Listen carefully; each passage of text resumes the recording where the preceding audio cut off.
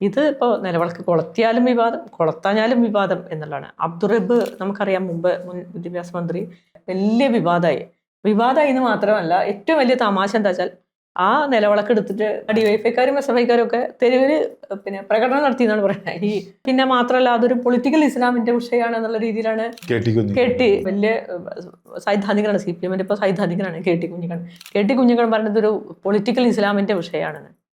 ഇത് കുഞ്ഞിക്കണ്ണന് മനസ്സിലാവും. അപ്പൊ കുഞ്ഞിക്കണ്ണനോട് വിളക്ക് കൊളുത്താൻ പറഞ്ഞാൽ ആള് കൊളുത്തുമോ നമുക്കറിയില്ല, അല്ലെ? പലരും ഇപ്പൊ ഭക്തിഗാനം ചൊല്ലിയതിന്റെ പേരിൽ, ഒരു ചടങ്ങിൽ ഭക്തിഗാനം ചൊല്ലിയതിന്റെ പേരിൽ പിണറായി വിജയൻ എന്ന് പറയുന്ന മുൻ മുഖ്യമന്ത്രി അവിടെ വളരെ ശോഭിച്ച് സംസാരിക്കേണ്ടായി. ഞാൻ വിളക്കൊളുത്താൻ താല്പര്യമില്ലാത്ത ഒരാളാണ്. ഞാൻ ഒരിക്കലും വിളക്കൊളുത്തില്ല എന്ന് തീരുമാനിച്ചിട്ടുള്ള ഒരു, നിലവിളക്ക് കൊളുത്തണ്ടെന്ന് തീരുമാനിച്ചിട്ടുള്ള ഒരാളാണ്.